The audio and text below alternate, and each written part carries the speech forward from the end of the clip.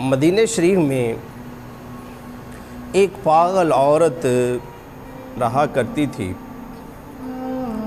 اب اس کی حالت یہ تھی کہ وہ جس کے ساتھ بھی بات کرنا چاہتی تو اس کے ساتھ کوئی بات نہ کیا کرتا۔ ایک دن کڑی دھوپ ہے، شدید دھوپ ہے، اور میرے لجپال آقا صلی اللہ علیہ وسلم کو اس نے بلایا اور کریم آقا صلی اللہ علیہ وسلم سے باتیں کرنے لگی۔ کرتے کرتے کافی وقت گزر گیا، کافی وقت بیت گیا۔ جناب عمر فاروق رضی اللہ تعالیٰ عنہ آئے اور عرض کی یا رسول اللہ علیہ وسلم، اس کا تو ذہنی توازن ٹھیک نہیں ہے، یہ تو یا رسول اللہ علیہ وسلم پاگل ہے،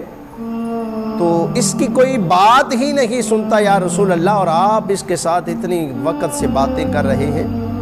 تو میں لجپال آقا صلی اللہ علیہ وسلم نے فرمایا کہ اے عمر، مجھے یہ بتاؤ کہ اگر اس کی کوئی بھی نہیں سنتا تو کیا میں بھی اس کی عورت کی نہ سنوں؟ جو بھی کہیں سے بھی لوٹ کر آتا ہے، پلٹ کر آتا ہے، کہیں سے بھی اس کی بات نہیں بنتی، تو جب وہ میری بارگاہ میں آ جاتا ہے، مجھ سے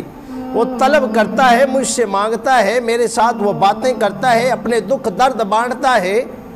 تو کیا جناب عمر سے فرمایا تو کیا عمر اس کے دکھ کو، اس کے درد کو، اس کی پریشانی کو میں بھی نہ بانٹوں تو پھر وہ کس در پہ جائے گی؟ میرے دوستو بھائیو، دیکھیے کہ کریم آقا صلی اللہ علیہ وسلم اس اگر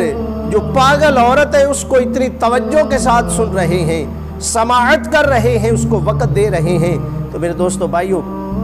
میرے اور آپ کے وقت کی جس کو ضرورت ہو، اگر ہمارے پاس کوئی آتا ہے تو ہمیں سنت مصطفیٰ صلی اللہ علیہ وسلم کو ادا کرتے ہوئے، اس سنت پہ عمل پیرا ہوتے ہوئے اچھی طرح کے ساتھ جو بھی آئے اس کی بات کو سنیں، اس کے ساتھ اچھا رویہ اختیار کریں تاکہ ہمارا سنت مصطفیٰ صلی اللہ علیہ وسلم پہ عمل ہو سکے۔